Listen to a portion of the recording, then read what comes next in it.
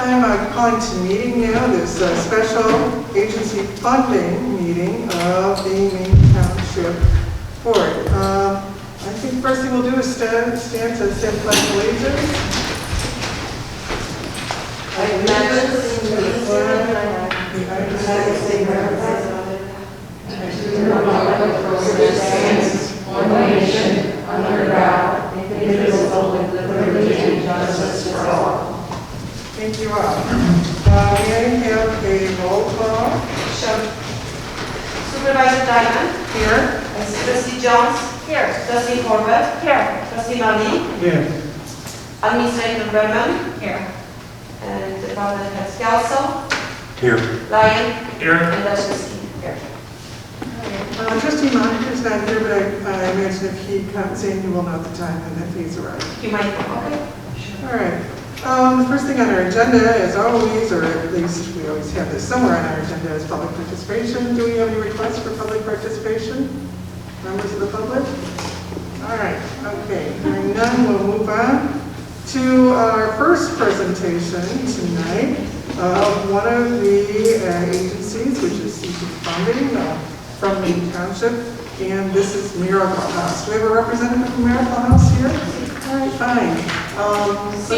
Sandy Anderson, who's speaking on behalf of Miracle House. All right, Ms. Anderson, thank you very much. Please do step over to the mic.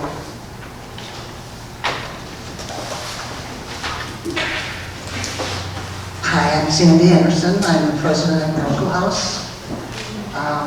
Miracle House, for those that do not know, is a halfway house for women 18 and over recovering from alcoholism or addiction. They're there to learn how to get back into society. They have rules, they have to get a job. They learn how to cook if they forgot or if they never did. So sometimes dinner is very interesting now. But we've had a hard time this year. First of all, we are requesting $10,000 this year. The pandemic has really hurt us. Everybody was shut down, and at that time we did have 2 residents, and we did not kick them out. They quarantined with us, so our managers were on 24/7 at that time. We did change the managers around. They work 1 week on and 1 week off, and however the girls, or ladies, I should say, they couldn't go out and get jobs. So at that time, we did not charge them rent. And once we could reopen, or when everything else reopened, they were back out on the streets looking for jobs. And it's, they worked out. So we have very few residents. Right now we have 1 resident. And since the quarantine, I think we've had a total of 8 residents, which is really bad. Normally we have 5 beds, and normally our beds are pretty full, but since this COVID thing, I don't know if they're afraid to come in, or if they don't want to come in, or what the problem is. We did do new brochures and sent them out to the hospitals and to different agencies to try to promote our home. Our rent is very low. It's only $110 a week, which is the lowest of all the homes that I know of here in the area. We did do our gala, unfortunately. It was virtual. It was a challenge, but we did get through it. However, we came up with a short on money. Our revenue was not near as what it usually is for the gala, and that is our biggest fundraiser. So in June, we did a garage sale, which worked out pretty good. We had a lot of people come through. We did, we made $1,800. That's a lot for a 2-day garage sale. And it's always the hottest 2 days of the summer, it seems like. And then last weekend or 2 weekends ago, we did do the Kiwanis Peanut Day. We do it in Palatine. We have been working with them since 2008. And that was because one of our residents' grandfather worked for them, or is a Kiwanis, and he introduced us to them. We've gone and spoke at their meetings, and they call us every year to come back. And so we don't know how much we made. We do get half of what we bring in. However, I know that I actually had a full crew this year, so I didn't have to stand out on the street the whole day by myself or with one other girl. So it was kind of fun. I mean, we do make the best of it. This weekend is our Fall Fest, and that includes chili and hot dogs. We ask for a $5 donation, and we do a bonfire and just fellowship for the evening. Marty Cook is giving us, donating the hot dogs and buns once again this year, so we're very grateful for that. In November, we are having a walkathon. We have done walkathons in the past. However, this one's going to be different. We're not asking for sponsors. We're actually doing a registration fee, and for our entrance fee would be $30 to walk. And at that time, we actually spent some money to get Miracle House hats again, and they'll get a hat, and they get granola bar and water, and we have bracelets, support Miracle House, little things in the bag, just to give them an incentive to come. It's also for the whole family, and so kids will be charged only $5. And I think afterwards there's going to be snacks and stuff. So after that, this year is, like I said, it's been very quiet there. However, we have some things coming up. We need roof repairs. We thought we needed a full roof, and the guy said, no, you have a few more years on the roof, just these repairs. And that's going to cost us $960, I think he said. And the windows in the kitchen have, I've been with them 18 years, and they are really bad.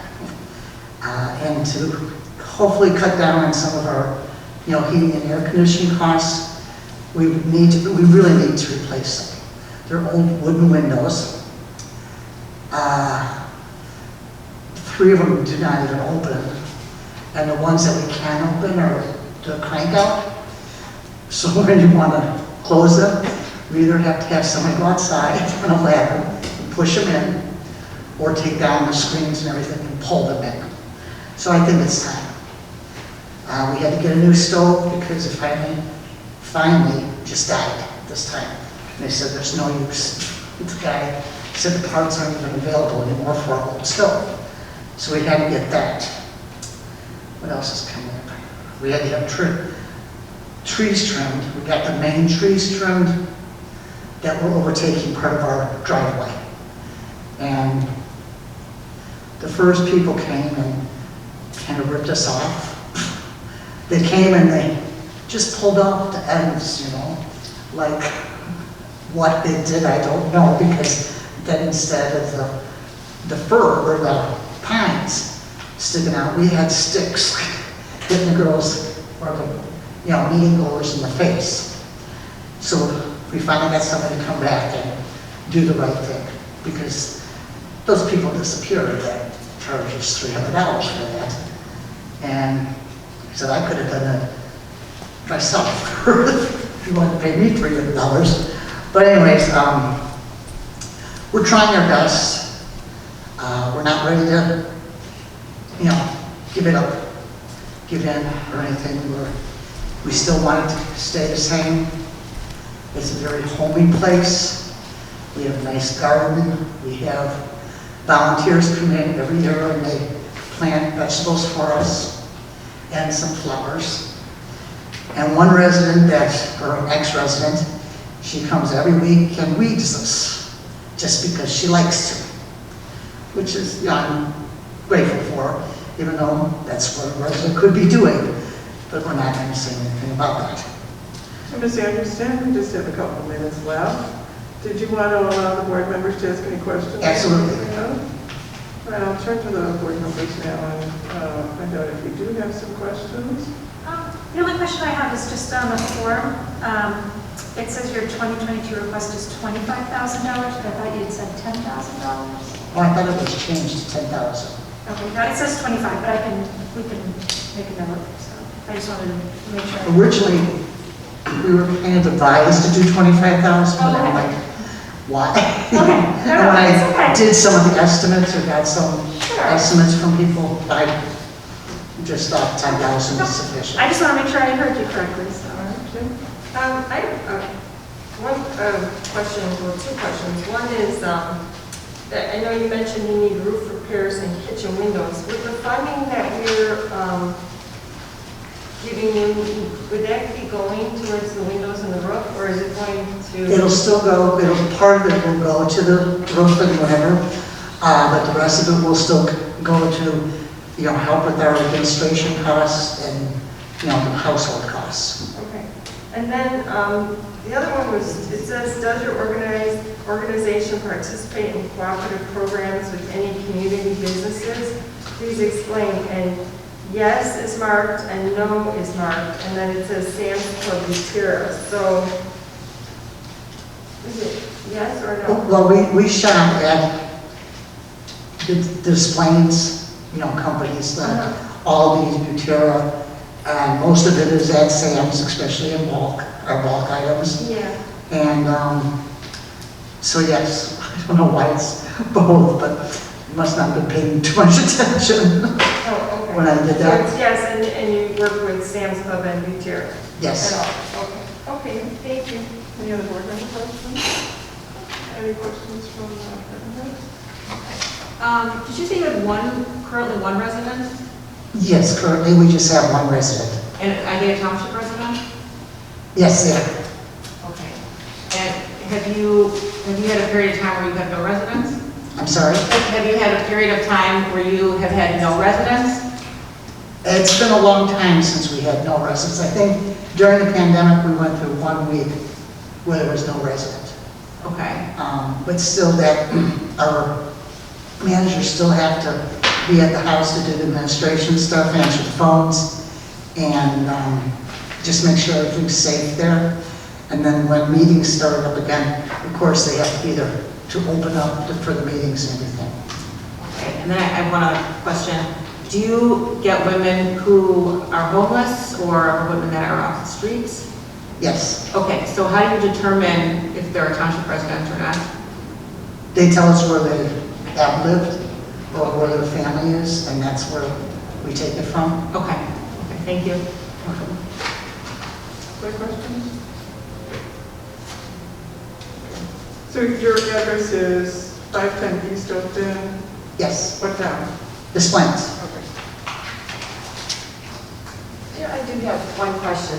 So it says here, where you go for other funding and you have private donors, do you try to get funding from any other municipalities or anything? No, we have not. No.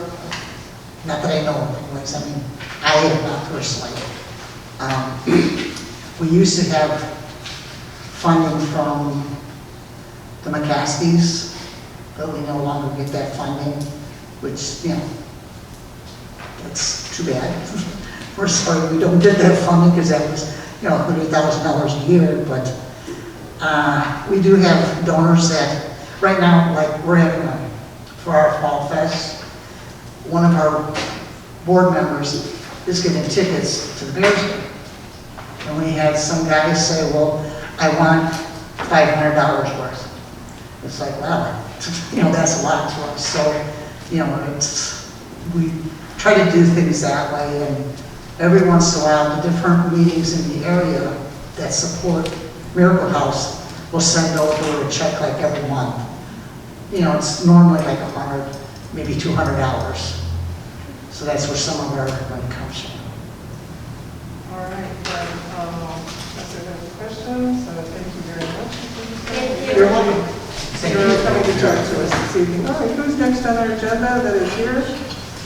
Up next, we have the North Suburban Legal Aid and Susan Cholman.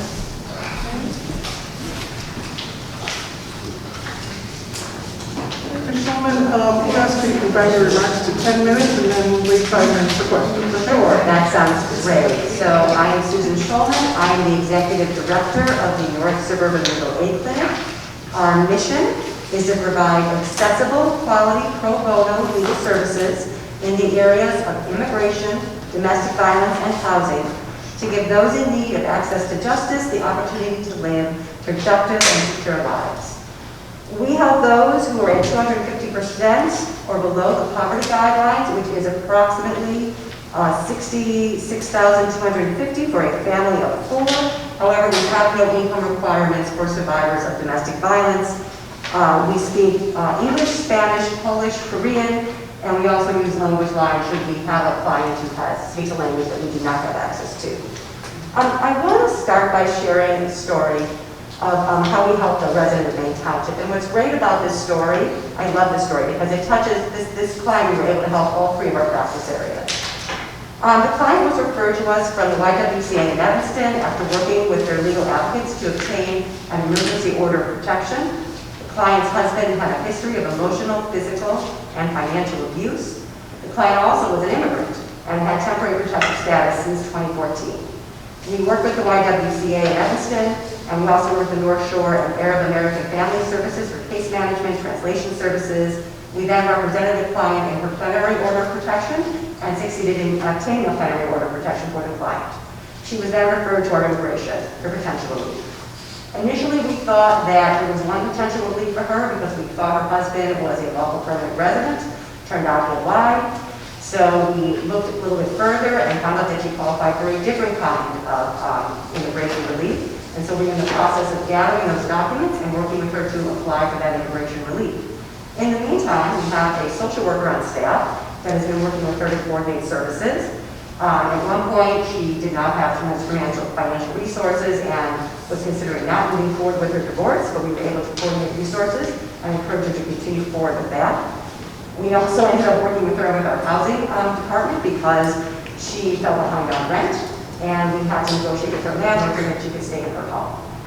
So there is someone, I mean, that's like, I love that story because it is literally someone that touched all 3 of our practice areas, and it is a resident of Maine Township, and that is the kind of difference that we make at the Legal Aid Clinic, whether it's helping someone stay in their home, helping someone become a pathway to citizenship, or helping a survivor escape an abusive relationship.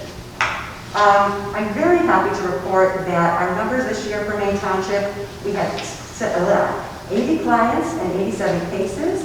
Compare that to last year, we doubled. Last year we had 40 clients and 41 cases. So we've really done it, I feel like we've done a good job of outreach and just reaching out to more people in this area. COVID has definitely impacted our organization as it's impacted every organization. Right now we have hybrid going on. We've got, I'd say people are in the office maybe 2 to 3 days a week. Client contact still remains mostly virtual. That has been a mixed bag for us. On the one hand, we've had to teach our clients how to deal with technology. On the other hand, our clients don't have to come out to us, spend an hour getting to us and sit in our waiting room and then, do an hour intake. It's actually much simpler. We go on Zoom with them, and it's an hour out of their day instead of maybe several hours out of their day. So that has, I think, in some ways been a lot better for them. Our off-site clinics, which we work with the domestic violence clinic in Park Ridge. We work with the Honda Center in Prospect Heights, and we work with Prospect College at both of their campuses. Those clinics have all been virtual. We've just found that right now, given how things are, that's where we go. And then organizations that we work with in the Maine Township area, we get referrals from Wings, Canwin, local police departments we work closely with. We also work with youth services at Glenview Northbrook, Lifespan, and Northwest Costa. Briefly, I just want to touch on some highlights of what's been going on in the organization. We recently hired a pro bono coordinator. We're very excited about this. This will give us an opportunity to really engage pro bono attorneys throughout all the different communities and will help us expand our capacity. So we're excited about that. In immigration, we have already taken our first Afghan refugee cases. We expect this is going to increase as the year goes on.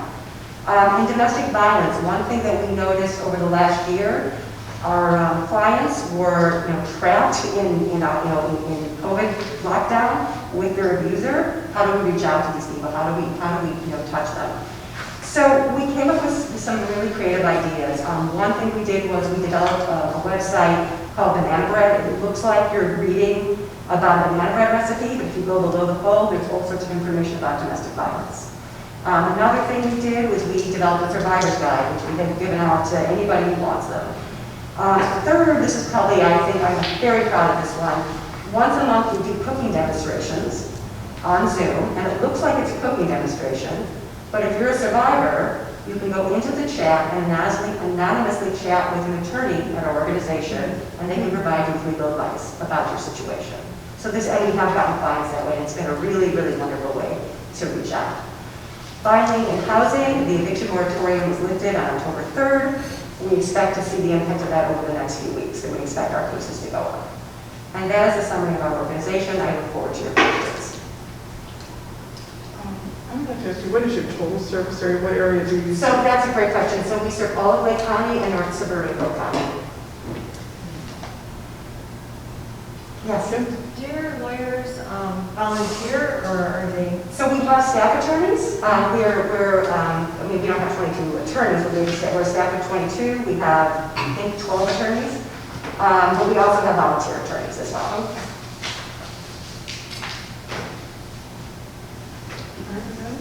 Susan, under what circumstances would an organization such as Wings that also provides pro bono legal services refer a client to you? So, my understanding is that they'd probably help out with the emergency order of protection, but then they would probably send it over to us with a plenary order of protection over divorce proceedings. Thank you.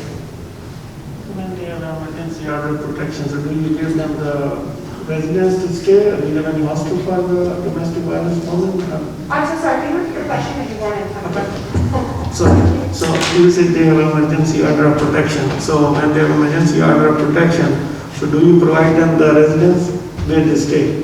Do you have any hostel? We don't provide residence, we're legal services. Just the legal services? That's correct. Okay.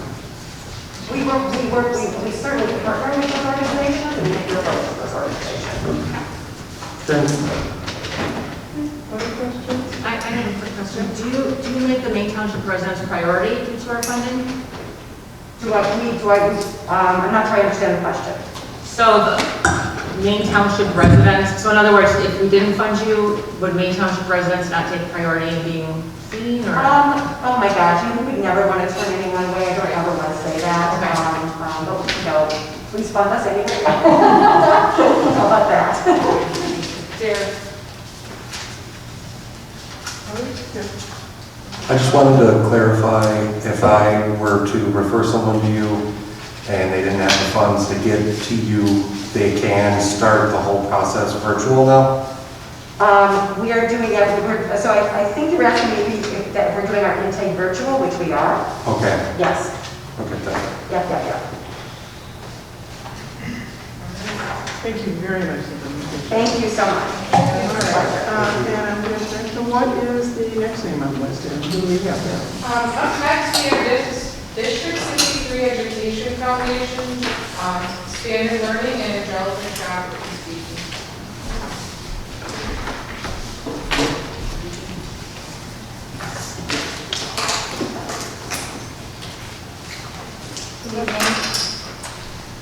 The East Maine School District 63 Foundation exists to support expanded learning programs and to sustain the accessibility of these programs to the community. District 63's out-of-school time programs are operated by Expanded Learning, which began 20-some years ago as the Total Learning Community, or TLC, as it was then known. And over the past 20 years, the program has grown and evolved and increased the number of youth and families served. I'd like to begin by pointing out that Expanded Learning is the only program like it in this area. We do not have a YMCA. Sadly, even our closest YMCAs closed over the past couple of years. We don't have a Boys and Girls Club. We are that safe and affordable place for children to come after school. And about more than half of all of the students that attend East Maine School District 63 qualify for free or reduced lunch. So expanded learning fills that void in this community.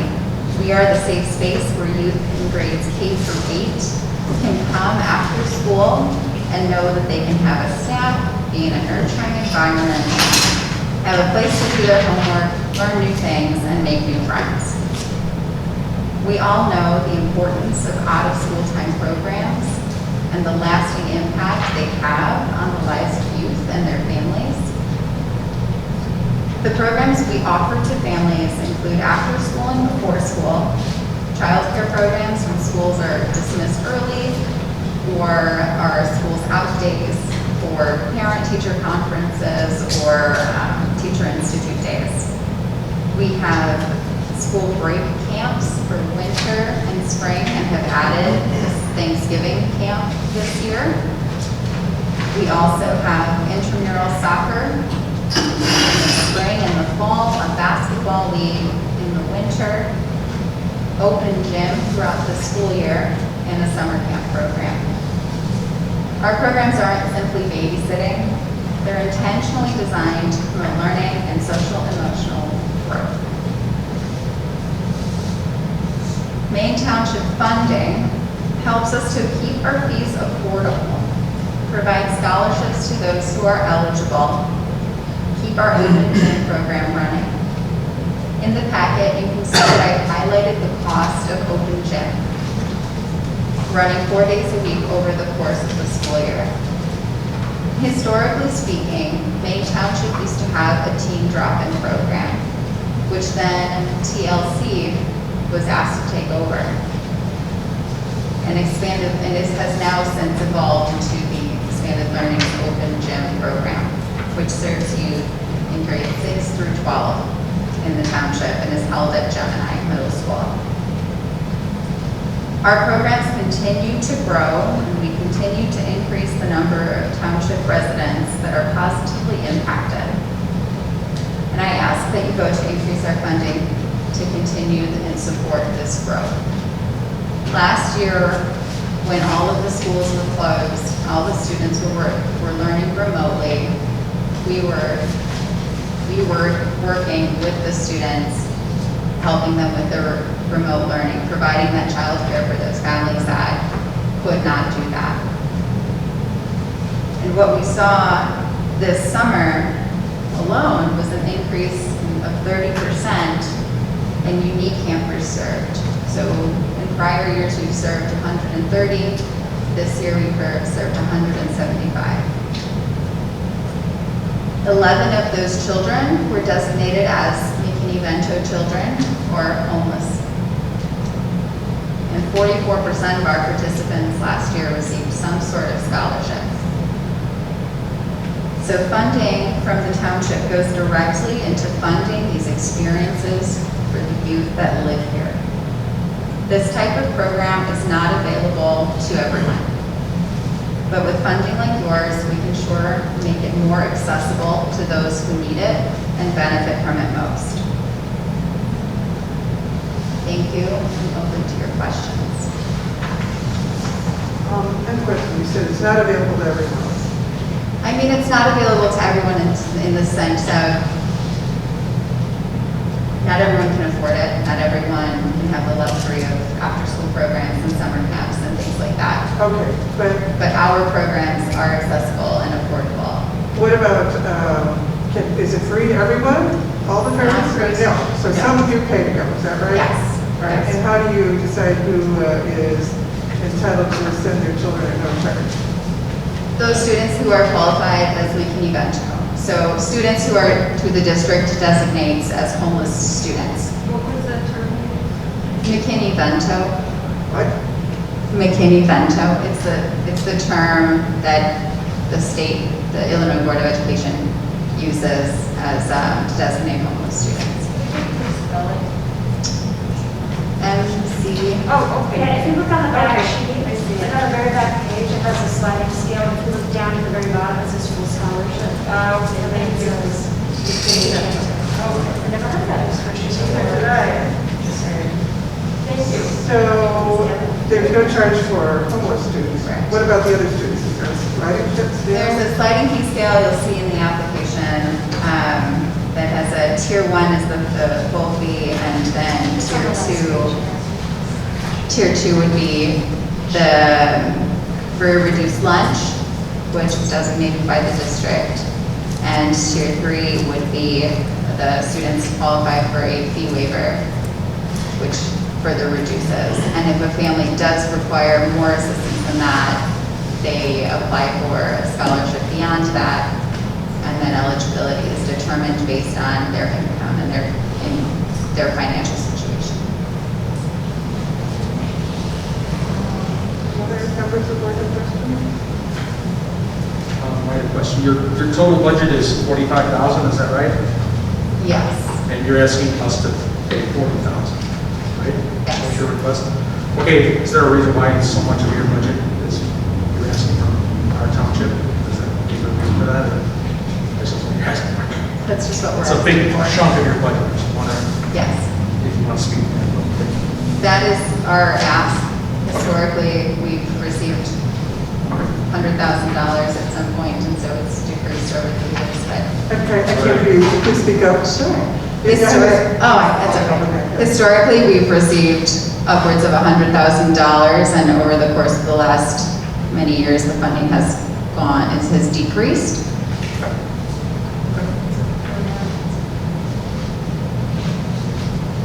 Just a comment, Angie, just want to thank you for allowing us to use the space next door at the Family Resource Center for programs like our mentoring program and others. We appreciate it. Thank you. So would you talk about the difference between the expanded learning program, which looks like it has a budget of $250,000, and the District 63 Education Foundation? I'm just not really sure how all these organizations fit. Sure. The two are two different entities. So the Education Foundation is its own organization. And so it works to support expanded learning programs. Expanded learning is the program that the district hosts as well. And so the district helps to fund that. So when you see the budget, you see the actual cost to run the program. And then you also see the budget for the foundation that helps to then support the program.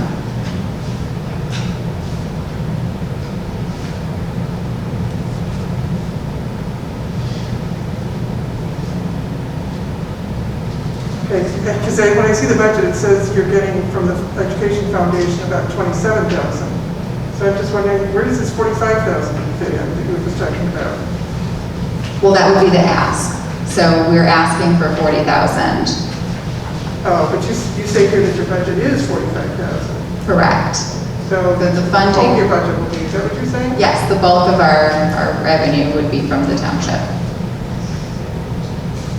All right, okay. Other questions? Oscar? Going back to the fee tiers, I see full scholarship, which would obviously mean it's free. Yes. And then partial scholarship, is that like 50% or is it different based on the individual's income? It depends on the program. So some of the programs, the after school, before school, those programs are 5% or 10%. And the summer programs are 15 and 30. Okay, thank you.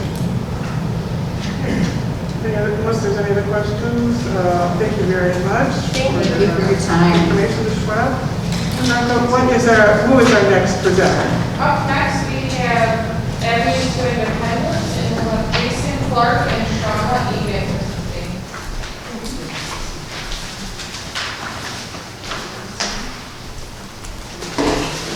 Hello, good evening, everybody. State your name again. Sure, my name is Jason Clark, C-L-A-R-K, from Avenues of Independence. So I know you're very familiar with Bob Okazaki, who was there for a very long time at our organization. Tonight is actually my one-year anniversary at Avenues as the CEO, so this is a nice way to spend it with you guys.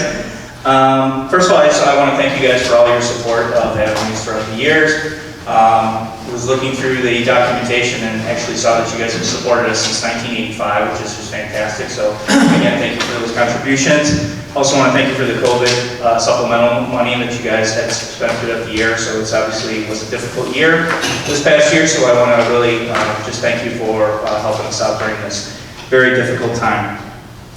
So why I'm here tonight is to talk about obviously the Maine Township funding. Throughout the past year, we served 91 individuals under the funding mechanism that you guys were able to provide for us throughout the year. The money that we obtain from you goes towards a couple different things. Number one is our residential services. So as you guys are, I'm sure, familiar with Avenues Independence, we serve people with intellectual and developmental disabilities. We serve all adults at this time. And our residential program, we have several individuals in our residential program. I believe we have about 62 individuals total in our entire residential program that we operate 24 hours a day with direct service staff that are there to provide, work on life skills, work on independent skills, work on particularly community integration. So the money helps kind of pay for some of the gaps in funding services that we get from the state or from other areas of revenue that we're able to get. So it's extremely important that we look for all additional revenue to kind of cover that gap of services that we're able to do. We also provide services for our community employment program, which is a program that's extremely near and dear to my heart of getting individuals with intellectual and developmental disabilities, the job training, the job placement, to be able to go out and actually work for community businesses. So we serve several individuals where we're able to kind of place them in the community businesses. We work directly with employers to be able to train them on diversity and to working with an individual with disabilities and those kind of things to be able to really hopefully make them successful. Some of the things that we've worked that are new in this past year is this year, even during the middle of the pandemic, we were actually able to open a new residential site for more adults. We were able to expand in that area. That opened up in Park Ridge. I believe we opened that up in January, I believe is when we opened that up. We also have started a new community employment training program. We call it PREP, Professional Readiness Employment Program. And the purpose of this program is to really work with individuals who have no experience or very limited experience with working with skills so that we get out to volunteer sites. We work with Feed My Starving Children in Schaumburg. We work with the Restore. We utilize our thrift shop, which is on 2E Avenue, to do retail training. So we're able to really kind of teach individuals to develop their skills, look at what they need, and really do career exploration. So many of our guys don't really know even what they want to get into when we do a job. So instead of say, hey, there's an opening at Jewel, let's place somebody there and hope that it works out, we're really able to kind of train somebody and expose them to different industries in the area to really kind of get what their skills are, what support's needed that they're able to do, so they're really successful. And we see that our retention rates will be much, much higher and much more successful and much more happy employers that will be hiring our guys. So this next year, we're going to continue to expand our community employment program, make sure that we're getting more and more people placed. It's a time-limited program where we're able to provide supports and then back off because the people have the natural supports in the employment program, and we're able to serve more and more individuals. So again, thank you for all your contributions to Avenues Independence, and what questions do you have for me? Mr. Clark, any questions from board members? Or department heads? All right, then I think we have all that we need here. Okay, I got off easy, so thank you again. Thank you very much. Thank you. Okay, what is the next one on our list? Agency? So next, we're going to have the Johnson Center. Someone here from the Susan Johnson Center? Rescue and Mike Cole.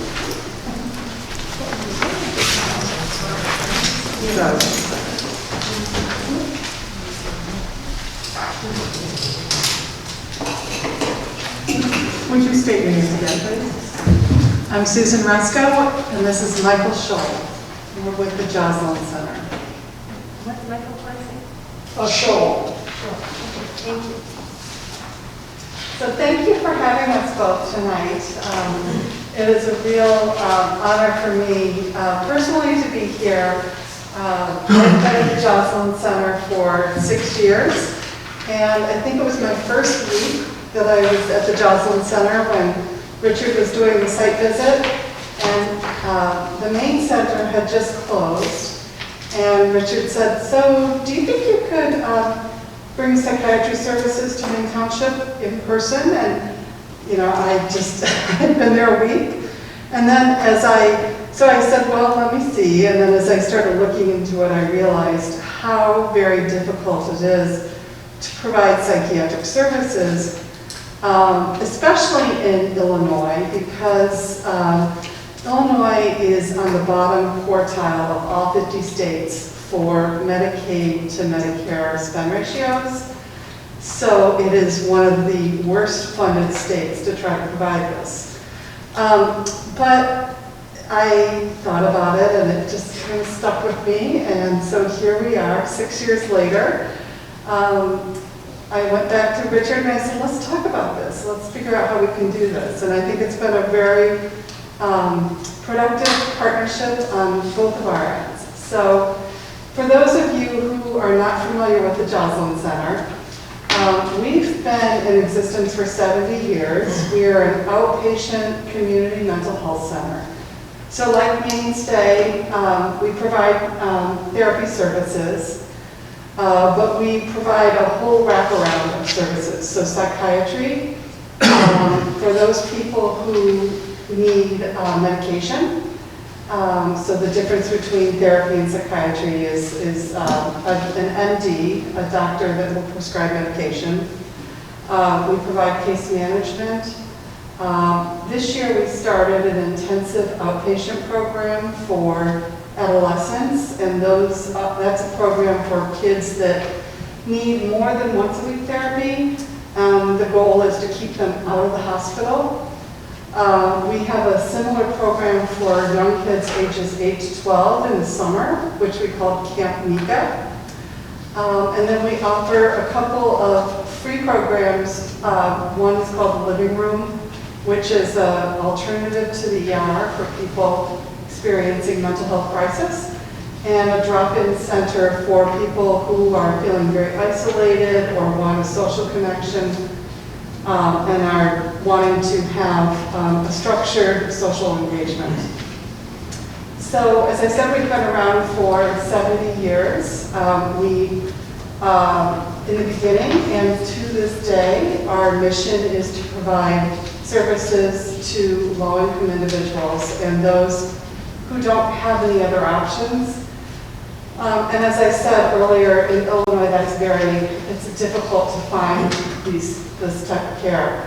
Consequently, we serve 100 different zip codes in Northeast Illinois. We have a location up in Waukegan, and then we go to the Wisconsin border and down well into the city, almost all the way to the Indiana border, and out to Arlington Heights. So the reason is because there's not a lot of us. And the reason for that is because of the Medicaid rates are so underfunded. So it is for this that we are tremendously grateful for your support. We serve 200 Maine Township residents. That's double since I started. And it is my passion, and I don't want to speak for Mike, but I know he feels the same, and I will pass it over to Mike to tell you a little bit more about our clinical services. Yeah, just to build in a little bit what Susan said, we provide ourselves kind of immediate access adjustment, so it's important to understand we currently have a resident maybe a 1 to 2 week wait at most to try to get access therapy services, and maybe a 3 to 4 week wait to access psychiatry or APN services, and that's one of the things we try to pride ourselves on, and trying to make sure we meet people where they are, provide them the support they need to make sure they have access to the services that they need.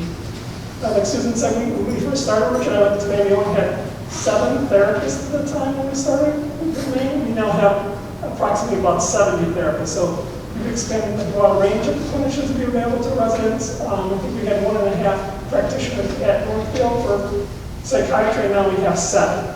Plus, we're building a residency program with Rush University to add even more capacity for kids in those areas. So we kind of pride ourselves in making sure we have diversity, both with our staff, the services that we offer, and just culturally to make sure we help people when we need the help, and making sure we can be flexible enough to meet their needs. And one of the programs we talk about, we do a lot of community work, so we do have staff going into the community to see Maine residents in their homes. We call that community support. So there are services taking place also with residents in Maine besides either here at Maine State or at Northfield. We also did touch on employment services, so we do have Maine residents we're trying to help be employed. It's called our IPS model services, and we also, that's free of charge, and the resident comes to us regardless of their pay source. We will help them get work if they're interested in work. That goes from resume building, coaching, support, helping them realize kind of their job skills, and that's been a very successful program, and a very busy program as well. Any questions from board members? Yeah, I was here when Maine Center closed, and I just want to thank again, you really did bail us out, because that was a crisis situation. So we're always grateful. You still are for everything you guys do. Thank you.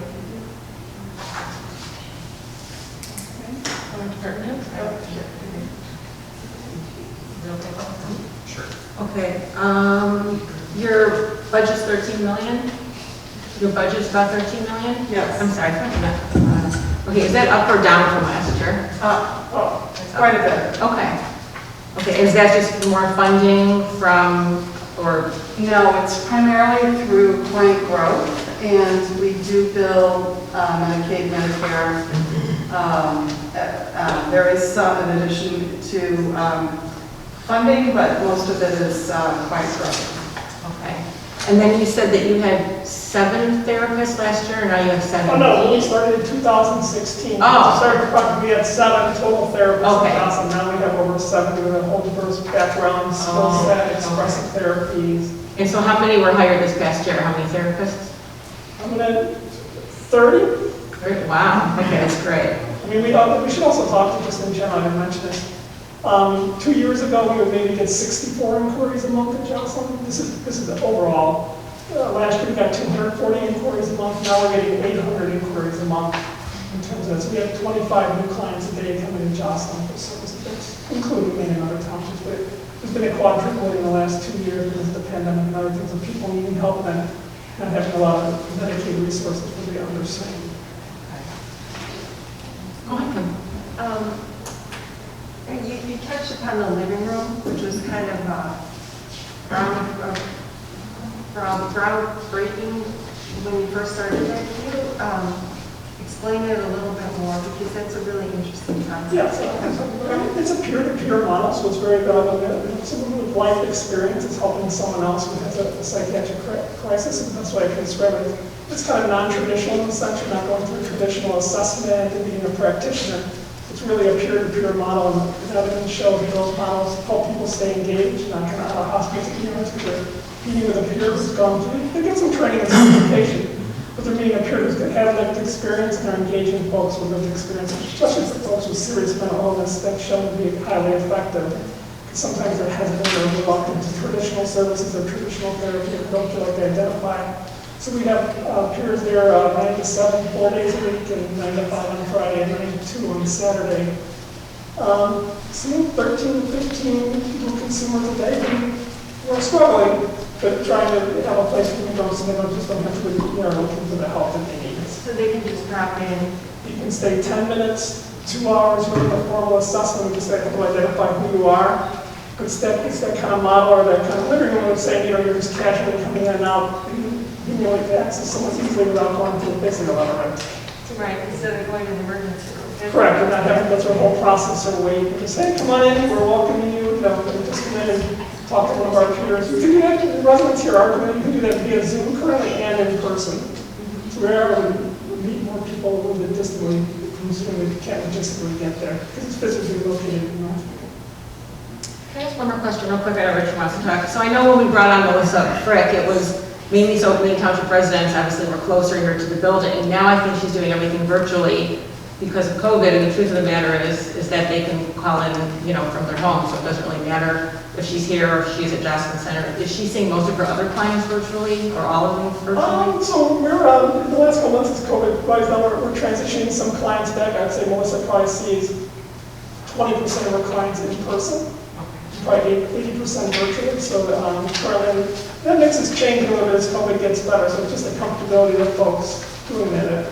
And also, it does allow us to use other practitioners. Let's say a resident Maine wants a different type, skill set or different language or different type of provider.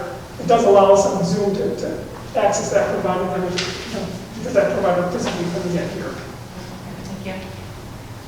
I just wanted to say a brief comment. Again, thank you. Out of the 5 organizations that I approached 6 years ago, you were the only one that wanted to talk about providing psychiatric services because organizations lose so much money doing that. So again, I'm very grateful for that. And we have been amazingly pleased with Dr. Frick, and even more importantly, her clients just love her. So thank you. Great. Yeah, we have to really speak as highly to her competencies as, she's not very, she's highly competent and highly qualified.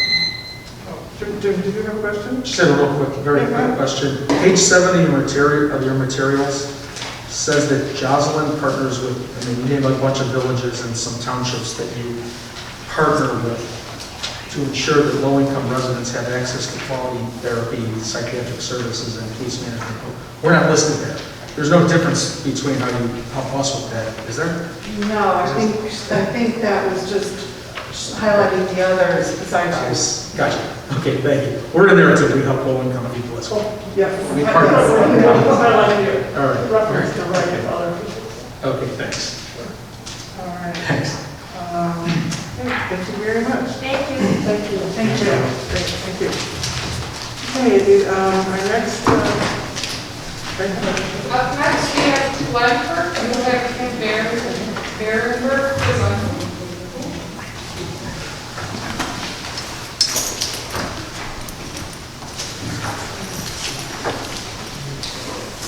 Good evening. Thank you so much for having us this evening. My name is Kim. Would you state your name before you start? Yes. My name is Kim Berenberg from Glenford. Once again? Kim Berenberg. Oh, okay. All right. From Glenford. All right. Okay. On this side? Okay, great. Thank you for having us tonight. Glenkirk is a full-service organization that provides residential, day training, and clinical services to adults with intellectual and developmental disabilities. We also have a respite program that provides services to children living at home with their families, gives those caregivers needed breaks. The past 18 months, as you can imagine, has caused a marked change in the way that we deliver our programs. We had to abruptly shut down all of our day programs as soon as the shelter-in-place order took effect in March of 2020. We then evolved our service delivery model to ensure that the residents that we serve in our group homes had a wide array of engagement and meaningful activities to keep them busy, healthy, safe, and connected to family. Over the past, post-vaccination, as we kind of got our group widely vaccinated, we've been slowly working our way back into our day program setting.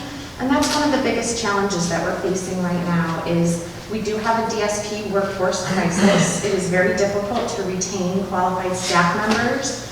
And additionally, we are still kind of battling the impacts of the COVID pandemic, as many of our staff are not vaccinated.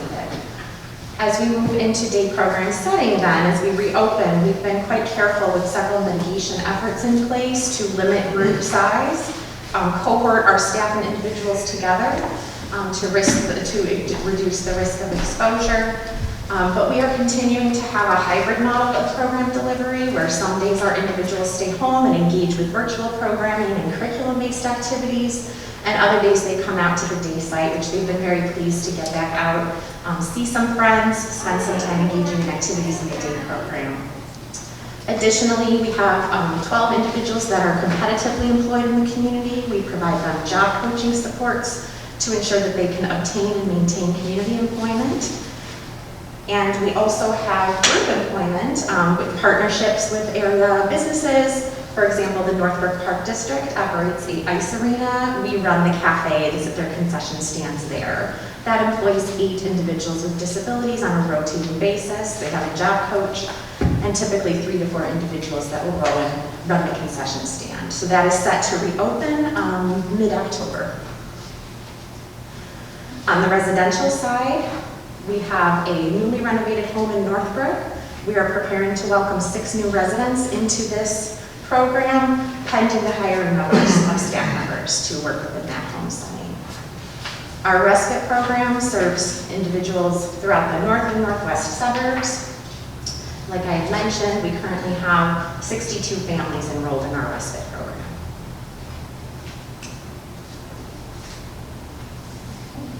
I'm unsure if there are specific questions related to the grant Yes, we're going to open it up application. to questions. Any questions from the board members?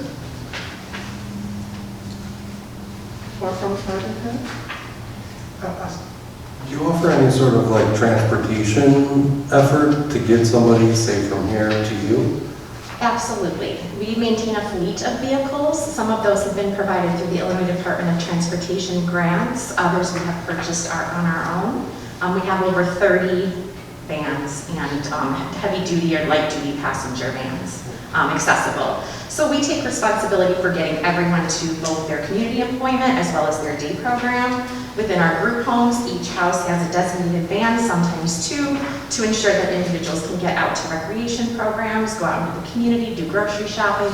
That's really encompassed within the group home and day program services that we provide. Awesome.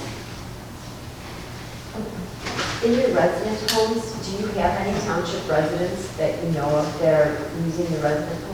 So we have several families of origin that are represented in the numbers. I believe that we had identified 21 families that were either getting respite services from us or have a family member that lives in a Glencrest group home. 21 families from Maine Township? That's correct. Overall, we have 20 group homes and we provide residential supports to about 130 individuals.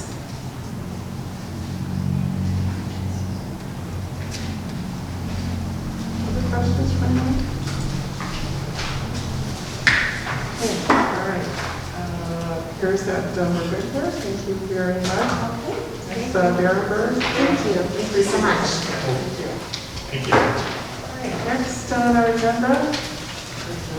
Our next agencies in period, we are half an hour ahead of schedule. We're moving along. Okay. We asked everyone to come 20 minutes early, but now we're 30 minutes Okay. early. All right, I think we're just going to We're take a ahead of little break ourselves. now. And can we ask you to let us know when the next person is here? I will definitely do.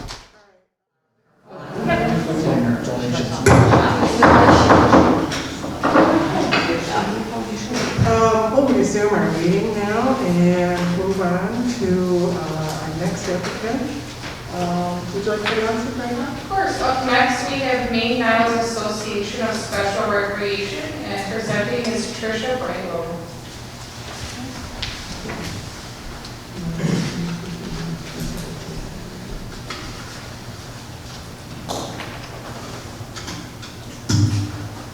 Thank you. I'm Tricia Brango, as introduced. I'm the Executive Director of the Maine Association of Special Recreation, NAMASR. And NAMASR has been around since 1972. And as a Special Recreation Association, SRAs are unique to the state of Illinois. We're the only state that has the setup of the collaborative units of local government that has been set aside to provide recreation programming for people with disabilities. So we are an extension of 6 park districts in 1 village providing recreation programs, but as I mentioned, all for individuals with disabilities. So typically, prior to COVID, we would offer about 650 programs annually for over 1,300 individuals with disabilities within our service area, serving children through adults in any type of recreation, from competitive or recreational sports or adapted sports, cultural arts, trips, general recreation, swimming, community outings, after school care and day camps. And we also offer inclusion assistance for children with disabilities in their home member district park district programs. 36% of the individuals served in a typical year, about 468, do reside in Maine Township. Our full-time staff consist of CTRSs, which is Certified Therapeutic Recreation Specialists, which is a national certification requiring a degree in therapeutic recreation.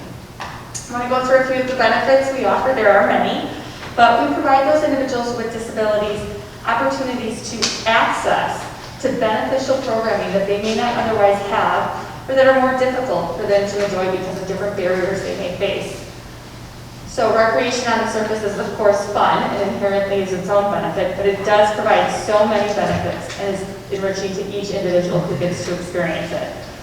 Manassas programs are planned by our creative recreation CTRSs with specific domain-related goals, including mental and cognitive, physical, psychological, and social.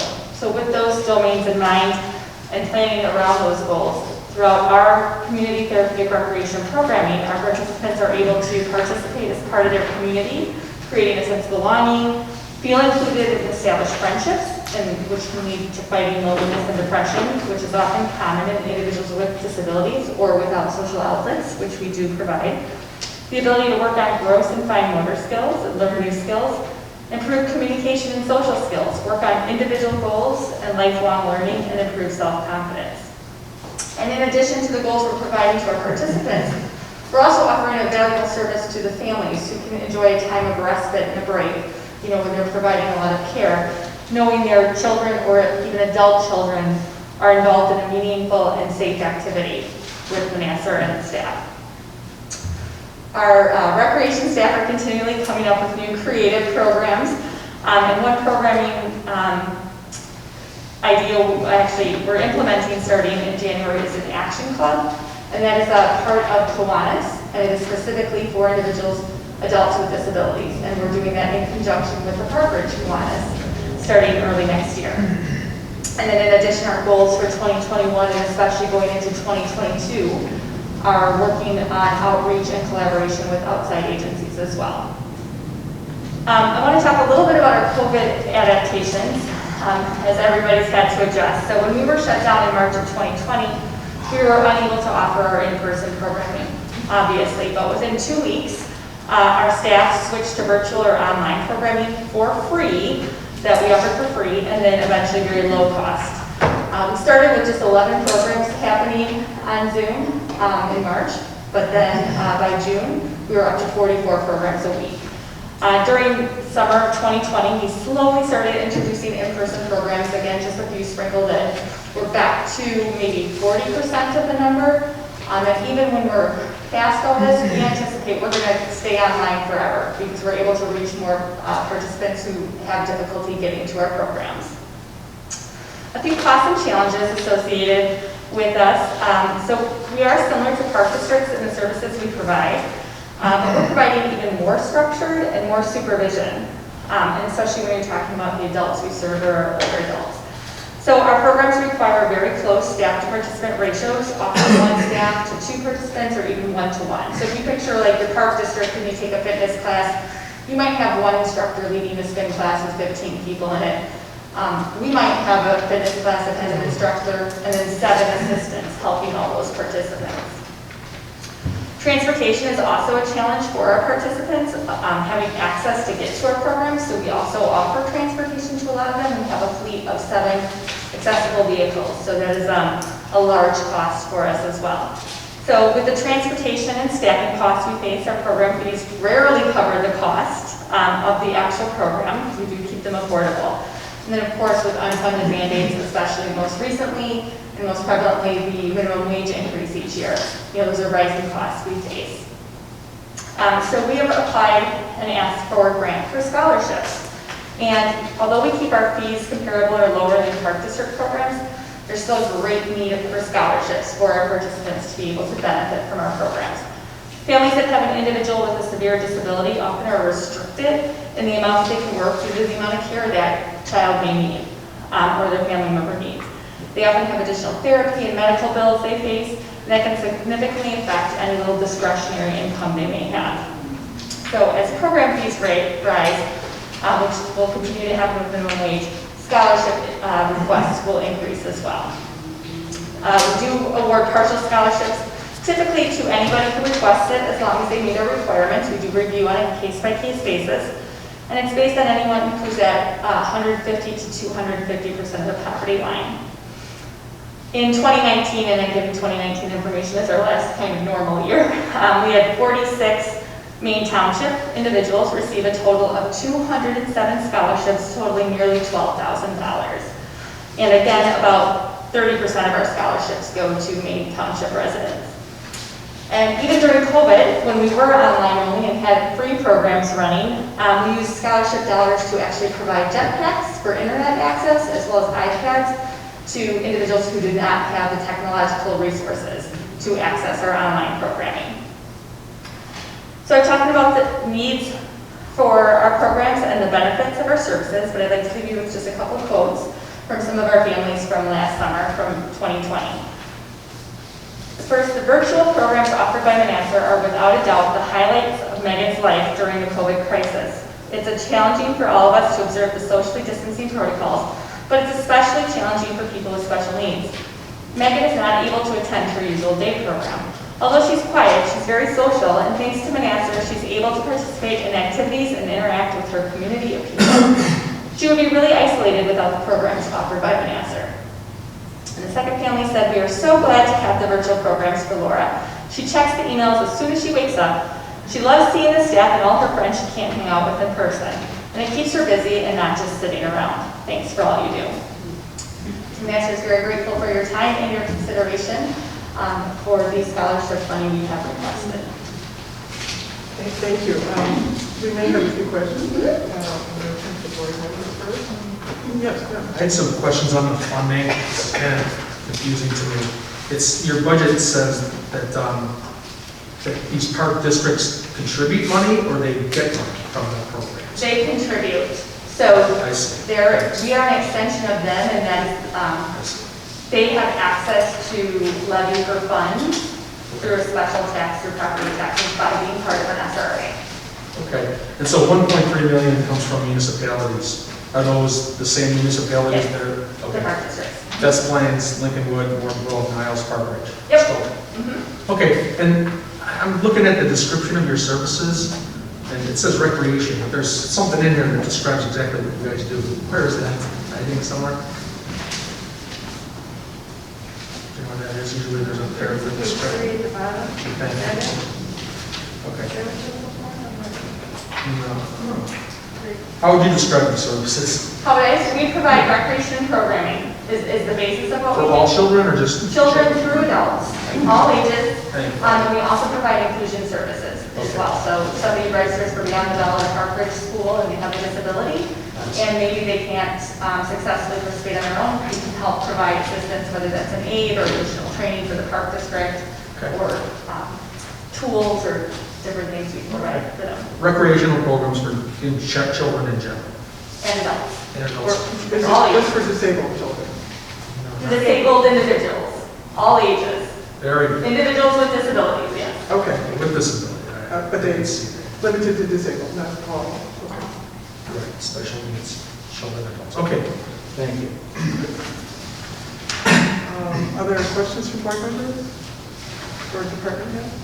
I just want to make sure that the board is aware, if you look at the front sheet, it looks like we don't, we've never funded them and we don't have a relationship with Manassas, but as trustee, I know Jones knows, we actually have a really long history with Manassas. We've worked really well together, not so much in these funding hearings, but through our Bradley Bielchik Scholarship Fund, which Austin's GA department so kindly helps us run, where we do give them scholarships through another program that we run in the summer. So sometimes they have a choice of getting scholarships either through that program or applying for funding. But I just want the board to know that we've been working with Manassas for as long as I can remember. So I don't want it to look like we haven't, because according to the sheet, kind of looks like you're, just asking for funding and It's a really modest denying you. request. I'm sorry? It's a really modest request. They're only asking for 5,000, is that right? Right, yeah. Of the budget of 2 million, okay. Thank you for reminding me. In previous years, we have asked you if you preferred the scholarship or the funding. So the funding being what we're talking about today. So the scholarship, right, goes directly to the individual, the resident of Maine Township who's applying for our programming or who's registering for our programming, correct? And I apologize, I don't know the history of that. Beyond that, I started in 2019, so I don't know where those conversations went. So is that why it says not funded, because it went to a scholarship? We have given them Okay. a choice before. So, and how I understand that works is that individual very specifically then receives the dollars directly versus in this request, this goes into our scholarship fund where we're subsidizing those who, you know, who request a scholarship, they're then paying a lesser fee. Austin, I think you worked on that scholarship matter. I think, what would we usually give out here? I know it's been a little different this past year, but Yeah. scholarship. Since I've been in this role, we really only, 2019 was the only normal year, put it that way. And I think we had maybe like 3,200, and we didn't just disperse the whole thing.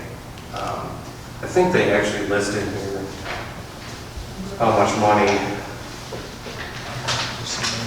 Yeah, it's on page 2. How many families?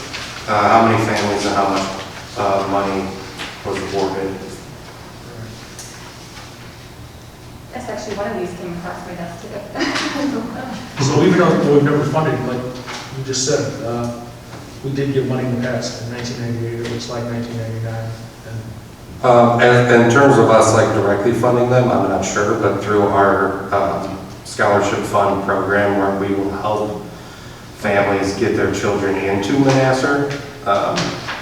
In 2017, we paid $355. 2018, it was $665, and then 2019, it was $422. So. Okay. Was anybody here in 2007? Because it says 7,500. Am I reading that right? 7,500, 2007. Right?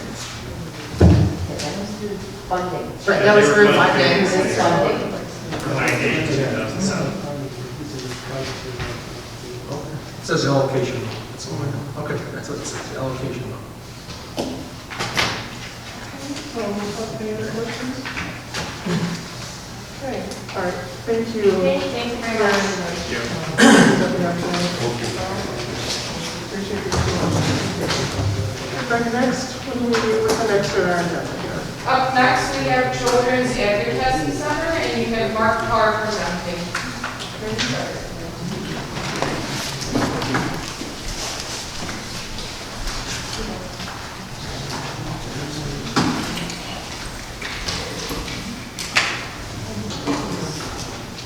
Good evening. My name is Mark Carr. I'm the Executive Director of the Children's Advocacy Center in North and Northwest Cook County. I'd like to thank the trustees for the support you've provided for the Children's Advocacy Center over the past many years. The center was established to provide a child-sensitive and comprehensive approach to reports of child sexual abuse, serious physical abuse, and cases where children may have been either victims of or witnesses to other violent crimes. So we see children who may have witnessed domestic violence, homicides, kidnappings, home invasions, many criminal investigations where the information that they may be able to share may be helpful to the investigators in their work. Our work goes on 24 hours a day, 7 days a week. We are on call all hours if there is a child who discloses abuse and they themselves are either in danger of further contact with the person who's accused of this, or the police may have someone in custody and be dealing with a very short window of time where they have to make a decision to either charge or release that person. We can bring a team together to begin that investigation, usually within a few hours, depending on the needs of that child, time of day, and when we think it would be most appropriate to try to interview them. And usually that's our first encounter with the child. We're contacted by either the local police departments or the Department of Children and Family Services because there has been a disclosure and a report made to them.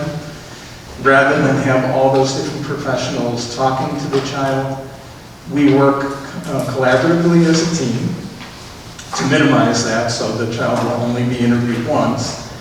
And the child typically is interviewed by one of our staff, master's level, either counselors or social workers who are trained to do that particular kind of work, to ask questions that are appropriate developmentally, non-leading, and would be able to withstand the scrutiny of the legal system should the case proceed into the criminal justice system. We do receive typically in a month 40 to 60 referrals from 38 communities and that we serve. And we work from both our main facility in Hoffman Estates and our satellite office in Northbrook, because we do provide coverage for all the communities that are within court districts 2 and 3, sort of the north and northwest suburban area. Each family is assigned an advocate.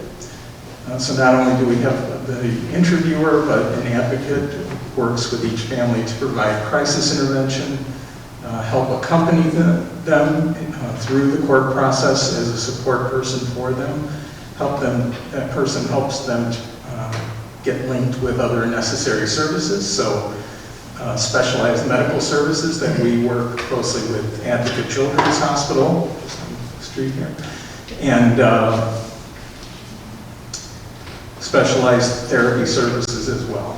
So we want kids and families that we work with to be offered the best follow-up care possible to help them heal from the trauma that they've experienced through these abuse incidents and through the real struggles of the investigation and potentially through the court system as well. So we have our own therapists who provide those services, but we also work closely with agencies throughout the community to ensure that families have some options and can choose the services that make the most sense for them. All our services are free, and they're offered in English and in Spanish. About 30 to 35% or so of our families have someone in the family who might be most comfortable being served in Spanish, and so from the first call that they make to us with our multidisciplinary team coordinator through our advocates, interviewers, and therapists, we have bilingual staff who can provide those services. We served last year 65 residents of Maine Township. And certainly through the pandemic, there has been a big impact on services like ours. Most reports of suspected child abuse typically come through mandated reporters like school teachers, school counselors. And so as children were going through remote learning and being at home with typically where the abuse occurs, we did see a decrease in the reports initially. Kids had less access to trusted adults, people who could help them if they were in need of having to make a disclosure like this. But over the past year or so, as certainly more recently in the last 6 to 8 months, as things started to get back to a little bit more normal routine, we saw a pretty significant increase then in the referrals that we were receiving, and we're back again, as I mentioned before, to 40 to 60 each month from our service area. I guess I could stop and answer any questions about the center or our services. Thank you. Are there any questions from board members? I was wondering if you get any interference from DCFS in certain situations where they try to stop you from stepping on your toes or anything like that. Is there? No, I think we work well collaboratively. We typically work with 1 or 2 teams of investigators who get to know us and know things fairly well. I think anytime we have new members of the extended multidisciplinary teams, so new DCFS investigators, new detectives, there's a process of getting them up to speed with how we work most effectively together. But usually it's not anything where we find resistance. Yeah, people don't have to choose, in other words. They don't have, there's no priority to go to you guys can, if they want your services, they can get it. They don't Right. have In fact, there's a county protocol that says they must do that. Okay, they must give them a chance to do it. Well, they must make referrals especially for child sexual abuse investigations, where there are going to be multidisciplinary team involvement, that they have to refer the child to the center. Your staff provide testimony in the courts in Long Meadow and Skokie. Is that part of what you do based on your interviews of the children? Yes. Our interviewers are subpoenaed to come and testify, or the actual interviews that we have done at the center, which are recorded, may also be entered into evidence in many of the cases. So usually both happen, both the recorded interview and then the interviewer themselves. Since everything that we do actually legally is considered hearsay, there are some special exemptions to hearsay for younger children, 12 and under. But there has to be a hearing where the judge makes a decision on the admissibility of that evidence. So we typically testify at that hearing, and then if it's acceptable, then we would testify at trial. So there's a children advocacy center for the other districts too, is that right? That is correct. Are you connected in one overall organization, or are you separate? We're all independent organizations, but we work really closely together. Actually, the director at the South Suburban Center is one of our old interviewers. We work with Chicago very closely, but we're actually all separate organizations. And we work under that same protocol that I was mentioning. So we do meet every other month with the extended multidisciplinary team to make sure that everybody is engaged and still following the protocol, or that we're updating the protocol if things change, legal things change. Illinois just passed a law that will go into effect in January, really requiring a forensic interview for children who have disclosed sexual abuse. So it's called the right to a forensic interview. So we had to adapt our protocol in order to include the new legal changes. Any questions from the applicant?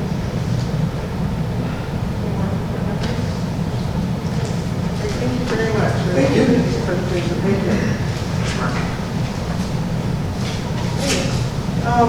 Looks like our next group is not quite here yet. So we have our next agency, Zacharias Sexual Abuse Center, and presenting is Katrina Volkers and Christine Berry. I'd like to go on to our microphone, please. Go right ahead. You know where you're going. That's okay.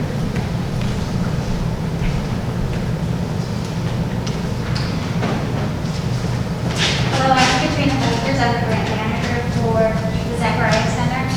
I'm Christine Berry, I'm the Director of Services. Well, so yeah, would you like to give a little presentation, and then we'll have some questions. Sure. The Zacharias Sexual Abuse Center, Z-Center as we affectionately call it, is a treatment center or crisis intervention center for those who have suffered sexual violence. We treat both children and adults. We also provide prevention education. We've been around since 1983. We served in the beginning mostly Lake County, but in 2016 we opened a center in Skokie so that we can serve clients in Maine Township and Cook County better.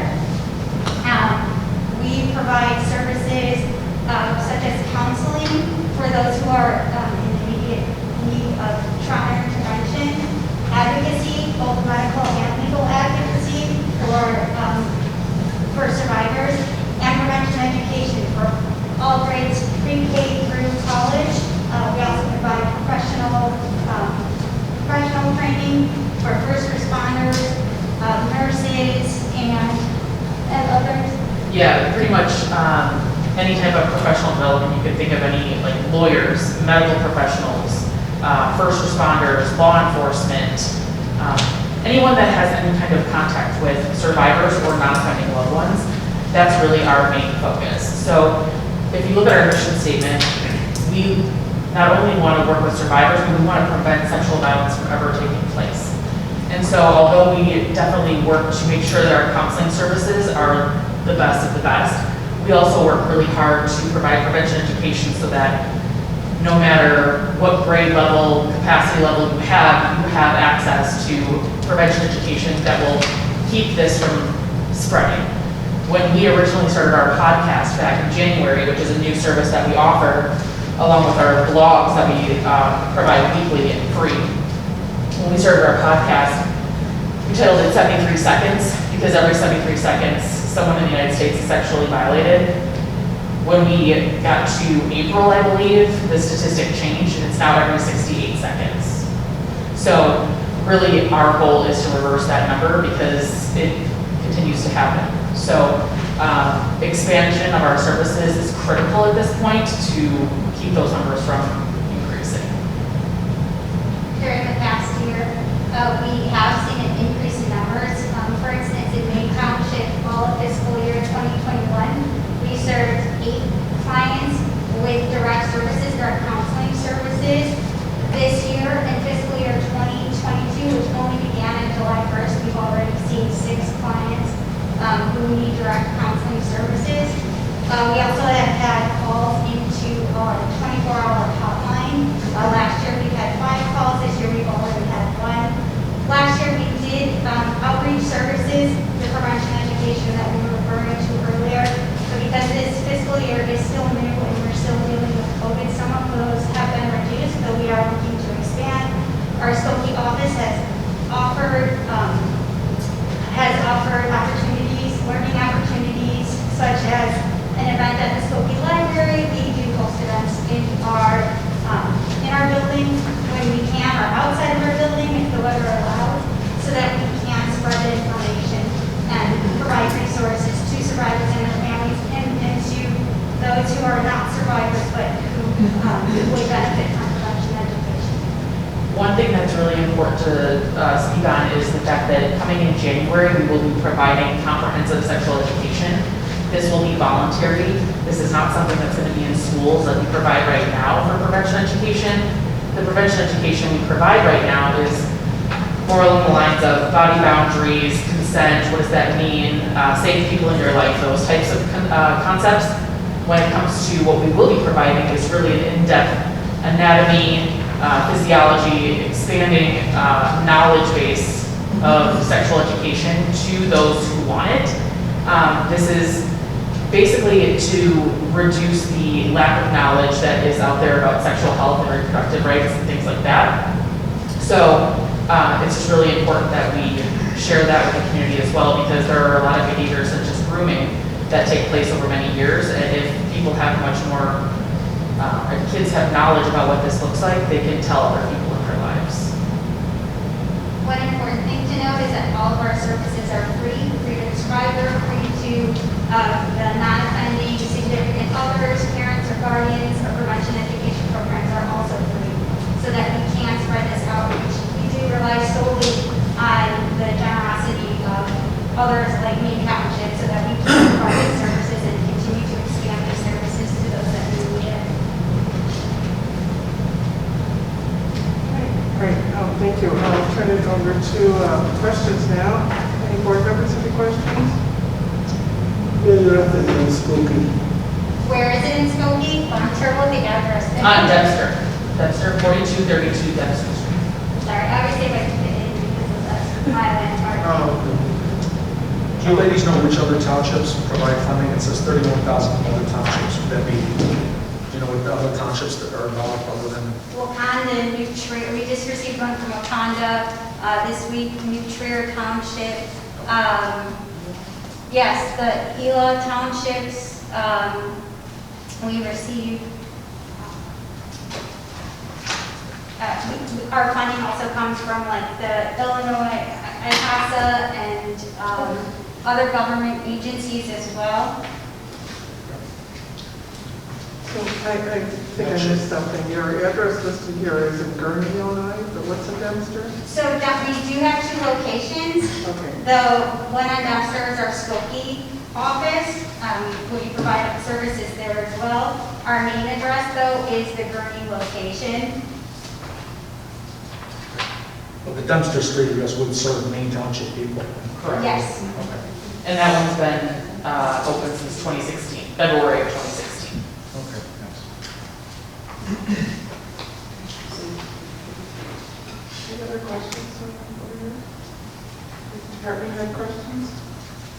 question under the budget, on the third page, under other contributions. You have individuals, like 101,000, but then under that you have other, in parentheses, individuals for like $250,000. Do you know what that means? You said that was page 3? Yes. It's the third page of The third page of the budget. So it's, Under where you have other contributions.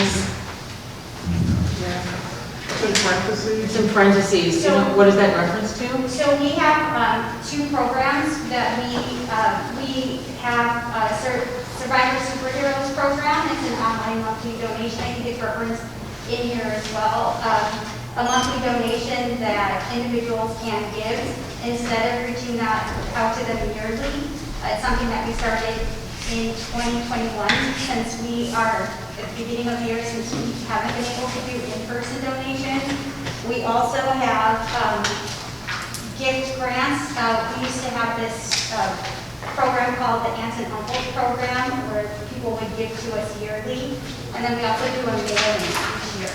So while we do request funding from family foundations, corporations, things like that, we do have a group of individuals that have donated to us, some since the inception in 1983, and some who have gained since our services have increased.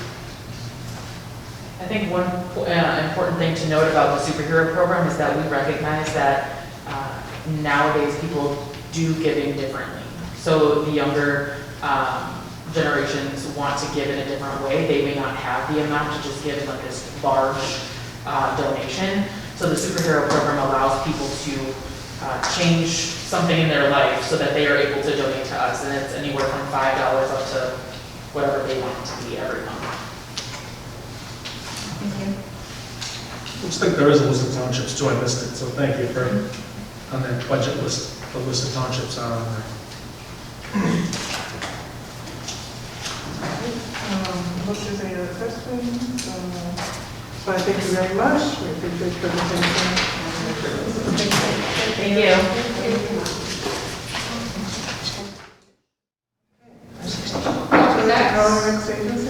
Up next, we have Wings Program Inc. and we have Letitia Fiorito presenting.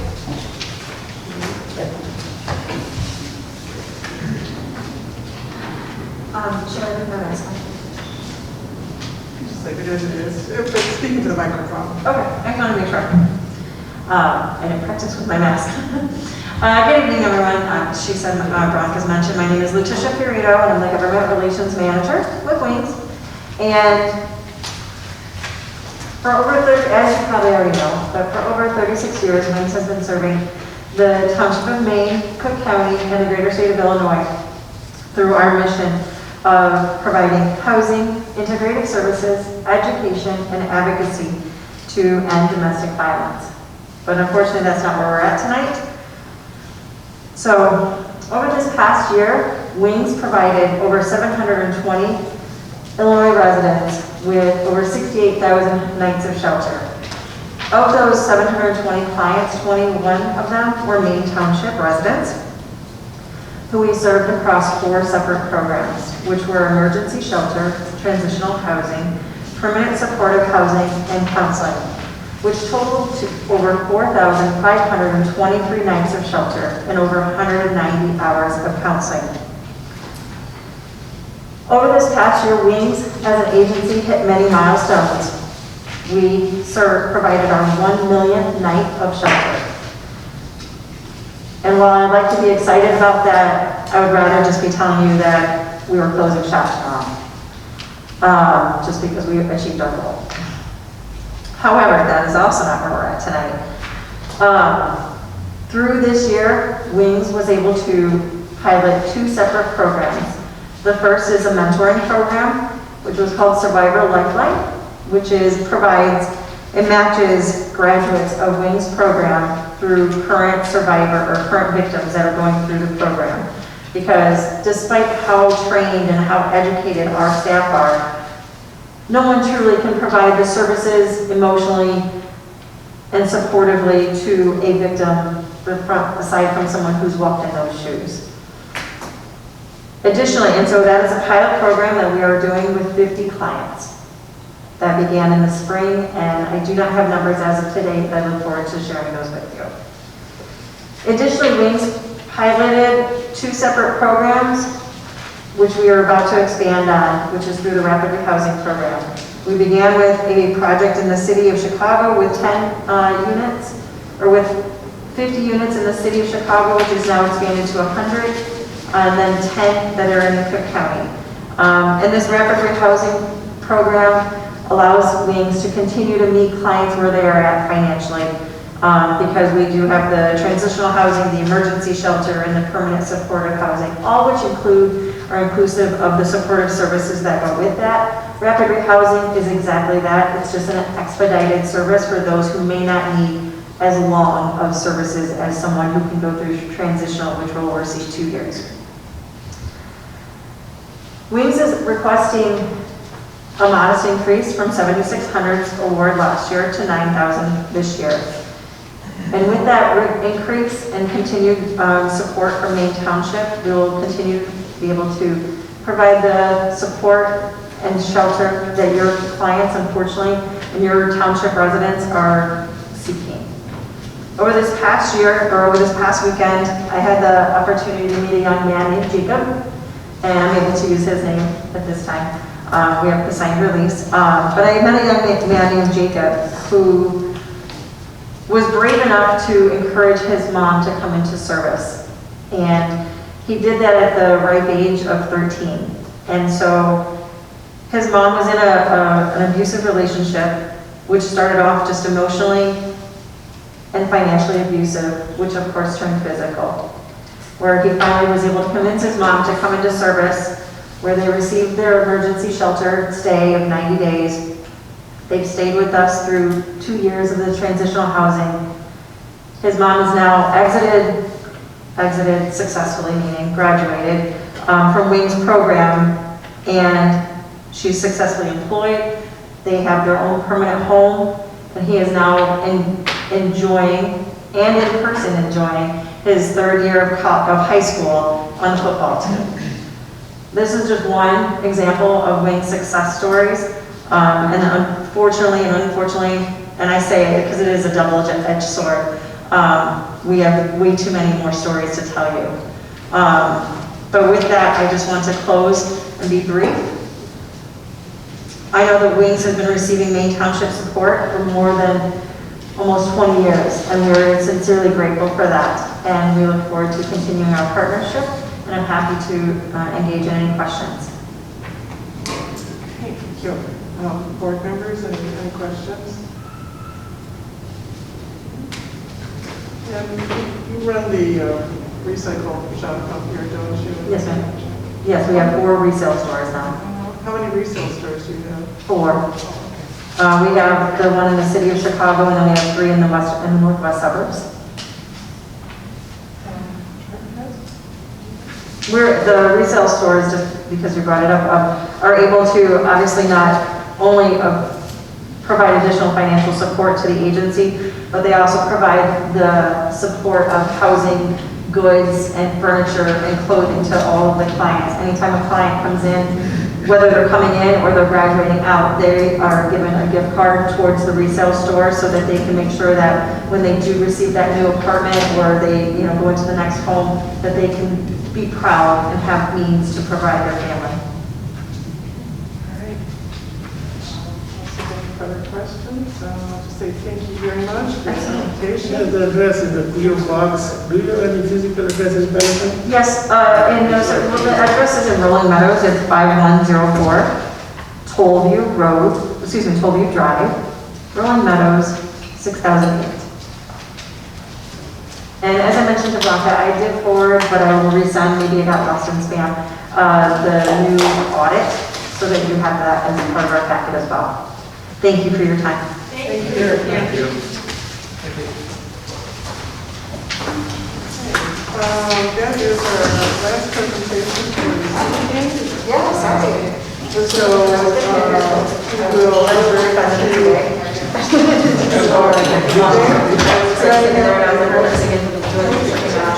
Can I have a motion to adjourn? Okay, we have a roll call. Supervisor Diamond? Yes. Trustee Jones? Yes. Trustee Yes. Trustee Mauer? Yes. Trustee Lonnie? Yes. Trustee Roll?